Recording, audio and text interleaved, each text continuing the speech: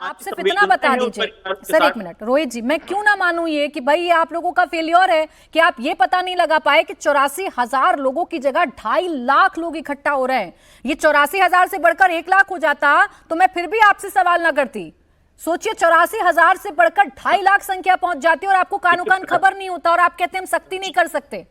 नहीं, प्राची जी, यही मैं बताने की कोशिश कर रहा हूं कि जो प्रशासन को जानकारी दी जाती है आयोजकों के द्वारा, उसी के हिसाब से प्रबंध किए जाते हैं। और किसी धार्मिक आयोजन के अंदर अगर ज्यादा लोग आना शुरू हो जाते हैं तो उनको रोका नहीं जा सकता है, उनके ऊपर सख्ती नहीं की जा सकती है। ये आयोजकों का फेलियर होता है, इसीलिए आयोजकों के ऊपर एफआईआर दर्ज हुई है, क्योंकि उन्होंने गलत जानकारी दी प्रशासन को। किसी भी धार्मिक कार्यक्रम के अंदर जहां पे एक भीड़ इकट्ठा हो चुकी है और जिसकी उनके पास परमिशन भी है कि 80,000 लोग इकट्ठा हो सकते हैं, सब कुछ ज्यादा लोग आ जाते हैं तो आप नहीं रोहित जी आयोजकों पर डालकर प्रशासनिक चूक को ढका नहीं जा सकता है।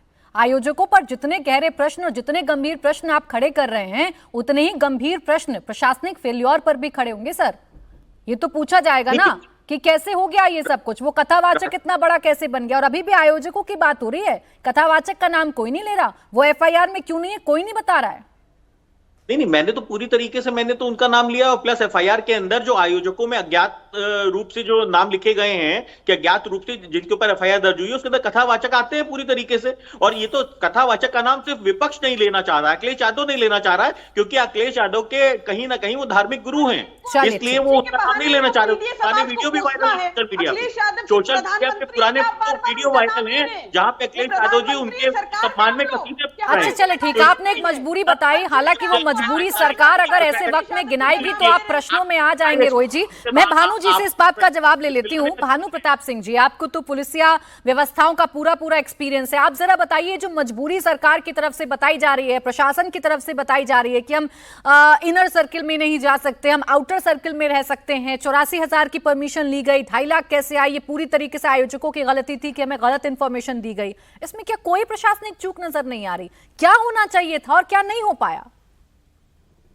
देखिए, इसमें प्रशासन की भी चूक है, आयोजकों की भी चूक है, ये संयुक्त रूप से दोनों लोगों की चूक है।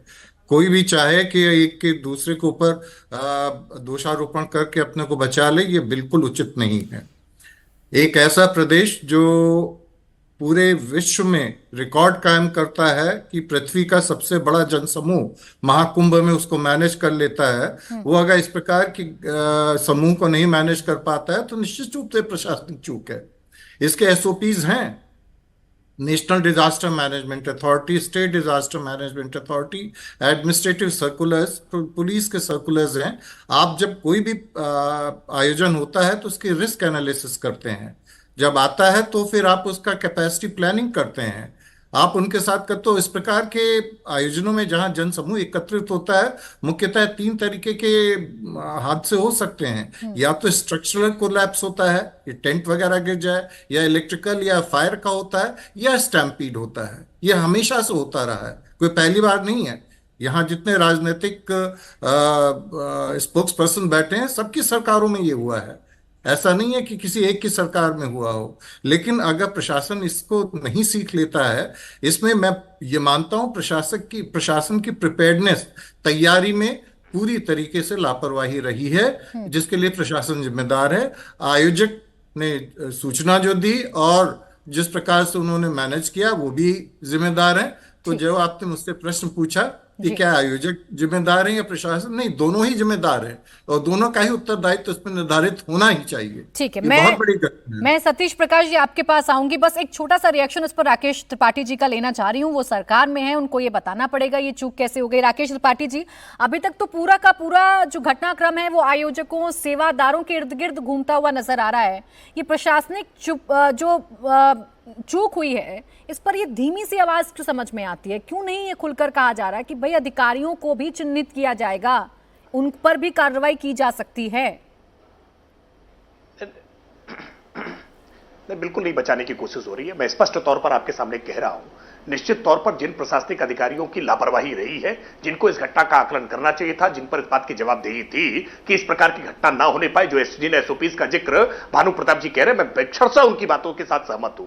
निश्चित तौर पर कुछ लापरवाहियां, चूक, गलतियां हुई हैं, उन गलतियों को हम बिल्कुल इग्नोर करने का काम नहीं कर रहे हैं और आपको इन पर कठोर कार्रवाई होते हुए भी दिखाई पड़ेगी। लेकिन मैं फिर कह रहा हूं कि यह प्रश्न अभी जल्दबाजी का है, अभी यह समय बचाव का है, अभी यह समय लोगों को व्यवस्थित करने का है, पीड़ितों के आंसू पोंछने का है और यह 24 घंटे का समय केवल बीता है। इस 24 घंटे में ही प्रशासन की जवाबदेही सिद्ध साबित करके और उनको तुरंत उन पर कार्रवाई कर दी जाए या आयोजकों को तुरंत फांसी पर चढ़ा दिया जाए, मुझे लगता है यह बहुत जल्दबाजी का है। खिलाफ आयोजकों की भी कार्रवाई होगी और खिलाफ प्रशासनिक अधिकारियों की भी कार्रवाई होगी। जल्दबाजी आयोजकों और प्रशासन पर सवाल खड़े कर देना है राकेश त्रिपाठी जी, तो जल्दबाजी पर यह भी है कि आप जो विपक्ष पर पूरा का पूरा ठीकरा फोड़ने की कोशिश करते हैं, चोरी और सीना जोरी वाली लाइन जब आप इस्तेमाल करते हैं तो फिर जल्दबाजी आप भी कर रहे हैं। ये किस बात की जल्दबाजी है कि विपक्ष को घसीटा जा रहा है इस पूरे मसले पर? नहीं, हम बिल्कुल नहीं करना। हम बिल्कुल प्राची जी बिल्कुल विपक्ष को का नाम भी नहीं लेना चाहते थे, लेकिन विपक्ष ने जिस प्रकार के निचले स्तर पर जाकर के बयानबाजी करना प्रारंभ किया और विपक्ष को लग रहा है, आप नाहिद लारी खान के बयान सुनिए ना, उनको लगता है कि ये जो मृत्यु की संख्या है ना, ये शायद इनके विधायकों की संख्या हो सकती है, इसके आधार पर वो तख्ता पलट सकते हैं। कैसे मुख्यमंत्री का इस्तीफा हो जाए, कैसे सरकार चली जाए और कैसे अराजकता की स्थिति आ जाए, कैसे समाज को भड़काया जा सके, लोगों को भड़काने का प्रयास किया जा रहा है। सरकार पर इस तरह के सवाल खड़े करके कि सरकार फेल हो गई है, यह साबित करना, ये इस समय, ये मौजूदा समय में करना ठीक नहीं है।